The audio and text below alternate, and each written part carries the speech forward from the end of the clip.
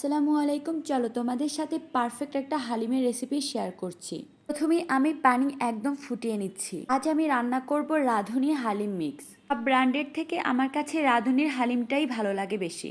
তো আজ আমি পুরো প্যাকেটের হালিমটাই রান্না করে দেখাবো তোমাদেরকে। কমপক্ষে 30 মিনিটের জন্য হালিমের ডালটা ফুটন্ত গরম পানিতে ভিজিয়ে রাখবো। তারপর নেড়ে দিচ্ছি যাতে কোনো দানা না থাকে।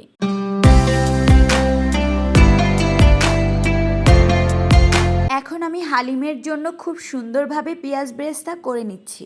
ডুবো তেলে এই পেঁয়াজ বেরেস্তাটা করে নিলাম। খুব সুন্দর কালার চলে এসেছে। এখন আমি তেল থেকে বেরেস্তাগুলো তুলে নিচ্ছি। আজকের হালিমটা আমি প্রেসার কুকারে রান্না করব। যেহেতু রোজার দিন, হাতে সময়ও খুব কম। প্রথমেই তেল গরম করে পেঁয়াজ ভেজে নিচ্ছি। তারপর কিছুটা লবণ দিয়ে দিলাম। পেঁয়াজটা এখন নেড়ে চেড়ে কিছুটা নরম করে আর লালচে করে ভেজে নিচ্ছি। তারপর অ্যাড করলাম মাংস।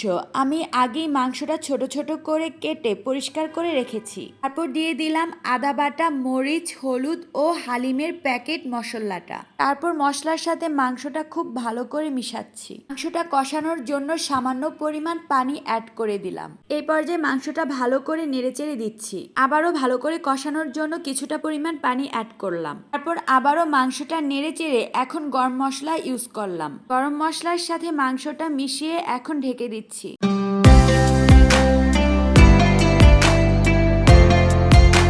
ভালোভাবে মাংসটা কষানো হয়ে গেছে। এখন আমি বেশি পরিমাণে পানি দিব মাংসটা সিদ্ধ হওয়ার জন্য।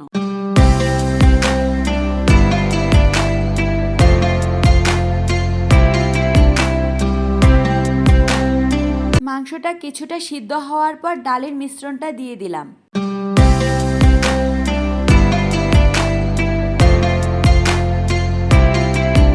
সিদ্ধ হওয়ার জন্য প্রেসার কুকারের ঢাকনাটা লাগিয়ে দিচ্ছি।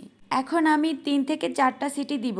এর ভিতরেই খুব সুন্দরভাবে হালিমটা হয়ে যাবে। এই তো আমার হালিমটা একদমই হয়ে গেছে, ঘন এবং মসৃণ। তবে আরো কিছুটা পানি কমিয়ে নিব। হালিমের ঘনত্বটা আনার জন্য আমি আরো কিছুক্ষণ ভালো করে জাল করে নিচ্ছি। হালিমের পানিটা কমে যখন বুদবুদ হয়ে এসেছে তখনই আমি চুলাটা অফ করে দিলাম, কারণ ঠান্ডা হলে হালিম আরো কিছুটা ঘন হয়ে যায়। এখন নামিয়ে পরিবেশন করে নিচ্ছি কিছুটা শসা কুচি, ধনিয়া পাতা কুচি, বেরেস্তা এবং লেবু রস দিয়ে। এই তো হয়ে গেল আমার ঝটপট এবং ইজিলি হালিম। তোমরা অবশ্যই এভাবে রেসিপিটা একবার হলেও ট্রাই করো।